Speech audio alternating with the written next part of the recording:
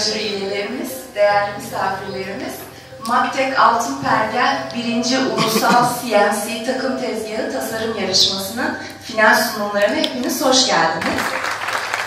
Bildiğiniz üzere Milli Eğitim Bakanlığı'nın da işbirliğiyle Türkiye genelinde tüm meslek liselerine yönelik açıldı yarışmamız. 19 farklı şehirden toplam 36 okul başvuru yaptı. Jüri üyelerimizin değerlendirmesi sonucu şu anda burada bulunan 10 okula indirgendi okullarımız. Bugünkü sunumların ardından ilk 3 belirlenecek ve yarınki fuar açılışımızda bu ilk 3'e ödülleri verilecek. Ben lafı çok fazla uzatmadan hemen sunumlara geçmek istiyorum.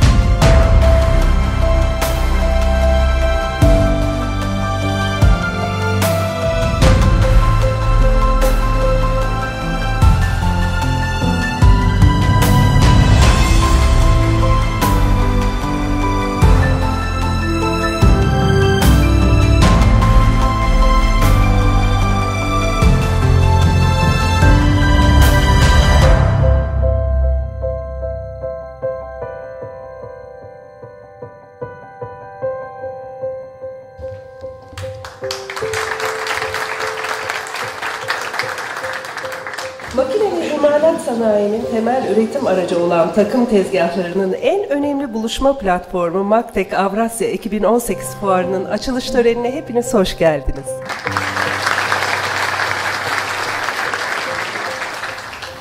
Sayın Bakanım, değerli konuklar, özlediğimiz, beklediğimiz Maktek Avrasya'dayız. Bu fuar hepimizin başarısı. Tezmak Sanayi Tümüsü Derneği ile birlikte bu yıl ilkini gerçekleştirdiğimiz Maktek Altın Pergel Yarışması. Yarışma kapsamında 19 farklı şehirden 36 meslek lisesi öğrencisi Türkiye'de eğitim amaçlı kullanılacak CNC torna tezgahını tasarlamak için kıyasıya mücadele ettiler. Bu mücadelede 10 okul finale kalmaya hak kazandı. Bu 10 okula iş istasyonunu hediye eden Lenovo Türkiye, SolidWorks yazılımları hediye eden SolidWorks Türkiye'ye ve okullara mentörlük yapan ve eğitimlerini veren Yenesoft, Armada Yazılım ve Tekyaz firmalarına çok teşekkür ederiz. Şimdi ise ilk 3'e giren okulları açıklayacağım. Üçüncülük ödülünü vermek üzere Tezmaksan Akademi Yönetim Kurulu Başkan Yardımcısı Sayın Berna Şiker'i sahneye davet ediyorum. Sancar CNC projesi ile Soma Meslek Lisesi.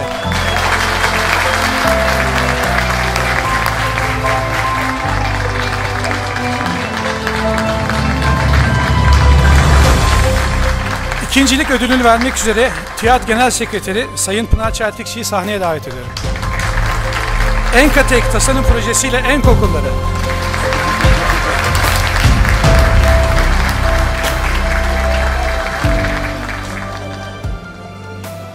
Birincilik ödülünü vermek üzere Renişov Türkiye Genel Müdürü Sayın Sinan Fidanlıgül'ü sahneye davet ediyorum. İngiliz Siyasi projesiyle özel Azoteknik Lisesi.